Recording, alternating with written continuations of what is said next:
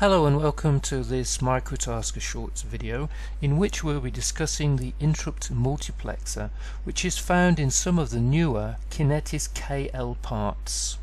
So we start by taking a look at the KL82 subfamily reference manual, and we're going to be looking at the INTMUX module in its Cortex-m0 Plus processor core. Here we can find the descriptions to the module. And what we'll find here is a list of the interrupt peripheral vectors which are used. For example, we have some DMA channels, we have the periodic interrupt timer, we have some UARTs, etc. And then we get to the end of the list. Now note that because we're on a Cortex-m0 Plus core, we're limited to 32 such peripheral interrupts. But this device is quite a large one, and it has some extra peripheral modules where the interrupts will actually be missing.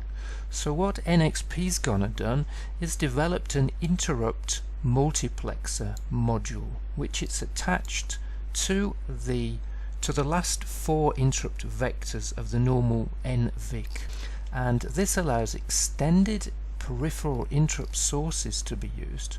And we have here a list of up to 32 additional sources which can be used by this module. So we're going to take a look at the principle behind this. As I said before, the NVIC in the Cortex-m0 Plus core can only support 32 peripheral interrupts.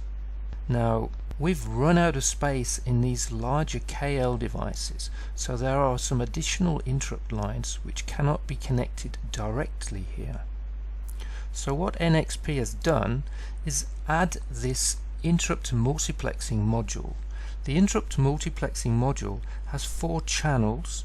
Now each of the 4 channels are connected to a normal NVIC peripheral interrupt vector, and it occupies the last 4 as we saw in the previous table.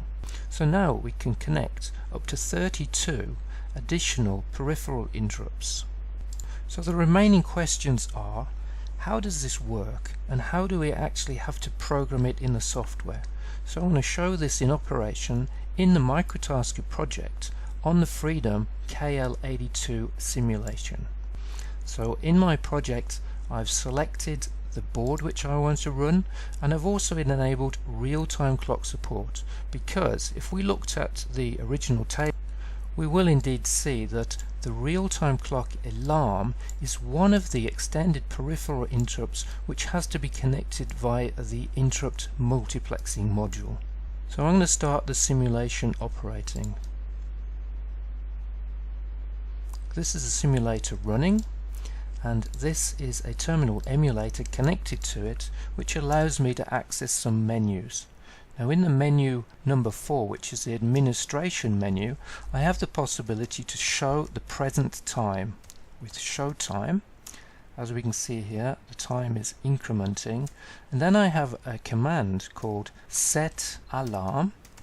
So I'm going to set an alarm interrupt 2 seconds into the future. Here I've hit the breakpoint in the code in the real-time clock module, which is responsible for setting up the interrupt. Now on chips which don't require the interrupt multiplexer, this will be the way that the interrupt is entered. We would be giving it its interrupt vector number, we would be assigning it a certain priority, and then we'd be passing the interrupt handler which would be entered into the vector table. In the case of interrupts which require use of the interrupt multiplexer, this is the code which is used. So here we see the user configuration. The user can assign each of the channels in the interrupt multiplexer to an interrupt priority in the NVIC module. Here we've defined the 3rd channel to have interrupt priority 3. And then the user can confine each of the extended peripheral interrupt sources to particular channels in the interrupt multiplexing module. Now we're interested in the RTC alarm, so here the user has said I would like this to pass through the third channel of the interrupt multiplexer. This can be changed as one requires, which then has the interrupt priority 3. So moving back to the code, we can see what happens in this case if we step into the interrupt routine. Now what we see here now is that the routine responsible for entering the handler will automatically detect that we are now inserting an interrupt which is not a normal NVIC interrupt because it's an extended one, and what it will then do is power up the module, as we can see here. If none of these interrupts were to be used, then the interrupt multiplexer will remain in the low power mode. We then enable its interrupt source and we enter its interrupt handling routine into the vector table. We'll see a little bit later that the way that the interrupt multiplexer operates is quite intelligent, and it sort of mimics older ARM interrupt modules.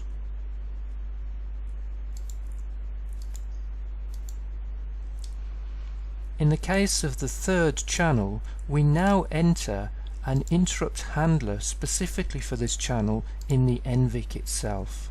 This corresponds to the interrupt handler here. So what we've done, we've said that we would like this interrupt, the extended one, to be passed through interrupt multiplexer 3, and therefore we've entered a special handling routine which will act as a dispatcher for us. So now I'm going to let the simulation continue. I'm going to be waiting about 2 seconds for the alarm to fire, and what we find out now is that we've hit the interrupt handler which we'd assigned to this interrupt multiplexer channel. And here we have the code which is necessary to create a dispatcher to handle the final interrupt code which we'd like to be executed. Now in my watch window here, I have the capability of looking at the interrupt multiplexer module registers. So I'm going to move to the channel 3 registers, and what we find here is a very important and special register called the vector register. Now what I have to do here is I have to read the vector number. Now this is quite clever because this vector number 108 in hex corresponds to the offset to the interrupt vector which would have existed if this NVIC was actually larger.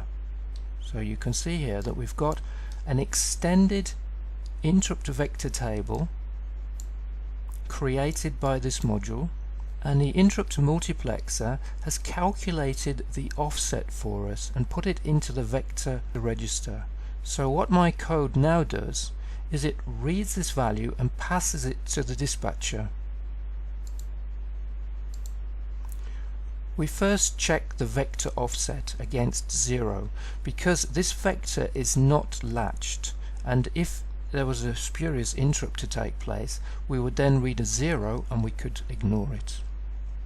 In this case we haven't got a 0, so what we do is we use this offset as a byte offset to the vector table location, and that will now give us the capability of directly calling it. So there we end up in the real-time clock alarm interrupt via this dispatcher code. The dispatcher code is very small, and it's been made very efficient by the way that the vector register works. It's also possible to connect multiple extended peripheral interrupt sources to a single interrupt multiplexer channel. Now if more than one of these were to be pending at any time, it would be the one with the lowest number here which would take priority, and then which would appear in this vector register. So I'll let the code continue, and now we see that our alarm is fired. Many thanks for watching this video, and good luck with your own projects based on uTasker.